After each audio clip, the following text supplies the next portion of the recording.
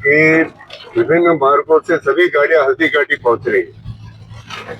कहीं न कहीं आज भी लगता है कि मेवाड़ में महाराणा प्रताप के प्रति लोगों की ईश्वर तुल्य आस्था है, और हो भी क्यों नहीं।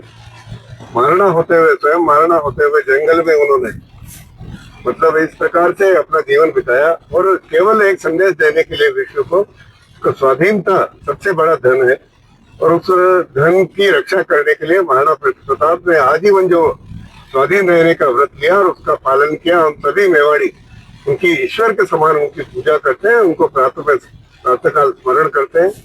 तो मैं समझता हूँ आज हल्दी घाटी युद्ध की 450वीं जयंती का उपलक्ष्य में आज प्रातः तड़के अपन सब लोग हल्दी घाटी की ओर विमुख हुए हैं। तो कहीं न कहीं ये एक समाज में जो थोड़ी सी भ्रांतियां तत्कालीन इतिहासकारों ने फैलाई कि हल्दी घाटी के युद्ध में महाराणा की विजय नहीं हुई, निश्चित रूप से आज का लोगों के प्रति जो जुलूस में, जो शोभा यात्रा में, जो यज्ञ में जिस प्रकार का सभी समाजों के लोग, सर्व समाज के लोग आज इतनी बड़ी संख्या में हल्दी घाटी आ रहे हैं, तो हम इसके आधार पर निश्चित रूप से कह सकते हैं कि इतिहास, पुराना इतिहास कुछ भी बताए, परंतु जनता आज भी दृढ़ प्रतिज्ञ है कि महाराणा उस युद्ध में विजय हुए थे, और उसके पश्चात उन्होंने कुछ समय के लिए अपने सैन्य बल को मजबूत किया कोलियारी आवरगढ़ जाकर, और उसके पश्चात संपूर्ण मेवाड़ को जो कुछ गढ़ मुगलों के कब्जे में आ गए थे उनको अपने सैन्य बल से, अपनी चतुरता से, अपनी बहादुरी से उनको विजय करके वापस मेवाड़ में मिलाया।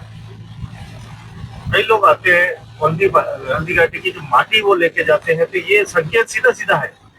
नहीं, इसको निश्चित लगता तो है ही है निश्चित रूप से, परंतु आज जिस प्रकार से लोगों की सहभागिता हो रही है, और सामान्यतः महाराणा प्रताप एक ऐसे योद्धा है जो क्षत्रिय कुल में पैदा अवश्य हुए, परंतु छत्तीसी कौम का, और जिस प्रकार का उदाहरण उनके सामने आए, जिस प्रकार राणा पूंजा उन्होंने अपना सैन्य आक्रोश दिखाया, वहां से राणा पूंजा के नेतृत्व में इन पहाड़ों से जिस प्रकार से आक्रमण हुआ मुगल सेना पर, तो मुगल सेना के हौसले फाख्ता हो गए। और जिस प्रकार जाला मन्ना ने अपना त्याग का बलिदान दिखाया कि मेवाड़ का मुकुट सुरक्षित रहना चाहिए, तो जाला मन्ना का बलिदान, जिस प्रकार से रामशाह तंवर जो ग्वालियर से थे, और मेवाड़ की सेना, मेवाड़ में केवल मेवाड़ नहीं लड़ा था, संपूर्ण हिंदुस्तान के ऐसे स्वाधीनता के रक्षक लोग लड़ रहे थे। रामशाह तंवर ने अपनी 3 पीढ़ियों को वहां पर बलिदान किया, जिनका रक्त तलाई में जिनका स्मारक बना हुआ। तो मैं समझता हूँ कहीं कहीं ये विश्व के इतिहास में इतनी अल्प सेना का इतनी बड़ी सेना से मुकाबला अपने आप को स्वाधीन रहने के प्रण के साथ, संकल्प के साथ जब प्रस्तुत किया जाता है, तो लोग साथ जुड़ते हैं।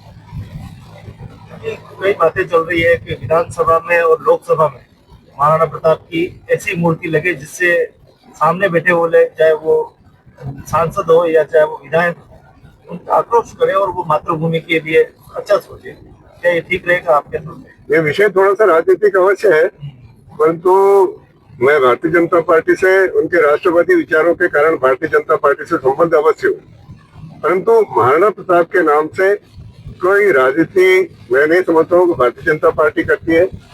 भारतीय जनता पार्टी के कार्यकर्ताओं का निर्माण राणा की जय जय, शिवा की जय जय करते हुए हुआ है। तो भारतीय जनता पार्टी स्वाधीन रहने के महाराणा प्रताप के संकल्प, और जिस प्रकार से देश के प्रधानमंत्री नरेंद्र भाई मोदी ने ऑपरेशन सिंदूर के उपरांत जिस प्रकार से महाराणा प्रताप और उनके अश्व चेतक का उल्लेख किया, तो मैं समझता हूँ ये सर्व देश के लिए एक हीरो है महाराणा प्रताप, जो आजीवन रहेंगे। आखिर पूरे विश्व में मेवाड़ की अनोखी छाप क्यों आप मानते हैं कि मेवाड़ एक अग्रणी भूमि रही? नहीं, मेवाड़ तो हमेशा से इसमें अग्रणी रहा है। आप देख रहे हैं जिस प्रकार से मेवाड़ के इतनी बड़ी संख्या में लोग जिन्होंने महाराणा प्रताप को लेकर काफी कुछ किया है।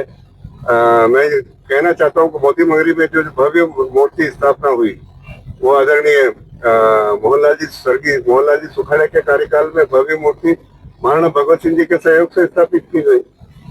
कालांतर में जो भी नेता हमारे यहाँ से रहे, चाहे आदरणीय गुलाब चंद जी कटारिया रहे हो या कोई भी नेता जिन्होंने सारे मेवाड़ का नेतृत्व किया हो, चाहे किरण जी रही हो, सबने महाराणा प्रताप को, मेवाड़ फाउंडेशन को और महाराणा प्रताप को सर्किट करने के लिए, महाराणा प्रताप और मेवाड़ सर्किट, ये 2 ऐसे काम हैं तो कहीं के आप ऊपर हल्दी घाटी आए हैं यार, आप देख रहे हैं कितनी सुगम सड़कें यहाँ पर बनी हुई है। तो कहीं न कहीं सारे देश को, और जिस प्रकार से महाराणा प्रताप गौरव केंद्र की स्थापना संघ के प्रकल्प से उदयपुर में चयन किया गया है, तो कहीं न कहीं जिस प्रकार से महाराष्ट्र में शिवाजी को घर घर में पूजते हैं, हमारी योजना है कि सारे हिंदुस्तान में महाराणा प्रताप को भी घर घर में पूजा जाए। मैं आप सभी को 450 वर्ष में प्रवेश के अवसर पर, क्योंकि 450 वर्ष में हम प्रवेश कर रहे हैं यार, और वर्ष पर्यंत ये कार्यक्रम चलने वाले हैं, मैं आप सभी से आग्रह करता हूँ कि महाराणा प्रताप की जीवनी को अवश्य पढ़े। उनके जो स्थान है, चाहे वो चावंड ले लो, चाहे गोकुंडा ले लो, चाहे आवरगढ़ ले लो, चाहे दिवेर ले लो, चाहे मांडल ले लो, इन सब स्थानों पर, इन सब युद्ध स्थलों पर जाएं, उनको देखें अवश्य। चाहे मैनाल ले लो, तो महाराणा प्रताप ने कण कण छाना हुआ है मेवाड़ का।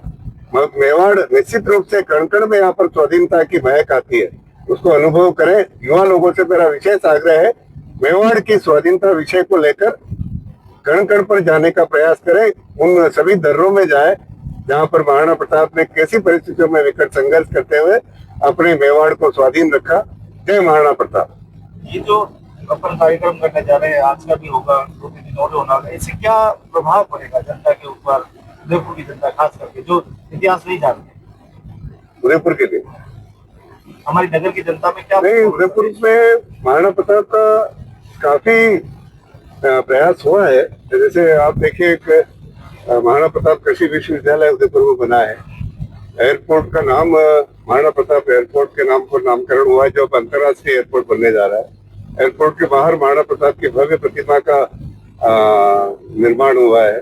तो मैं समझता हूँ उदयपुर और महाराणा प्रताप ये पर्याय है, और उदयपुर को लोग महाराणा प्रताप और मीराबाई के नाम से विश्व में जाना जाता है। तो कहीं कहीं उदयपुर और महाराणा प्रताप दोनों के बीच में एक गहरा तारतम्य है, और जिसको लोग अनुभव करते हैं। महाराणा प्रताप का यहाँ के होने के कारण यहाँ का प्रत्येक उदयपुर वासी गर्व करता है, गौरव करता है, स्वाभिमान से पूरा होता है। धन्यवाद।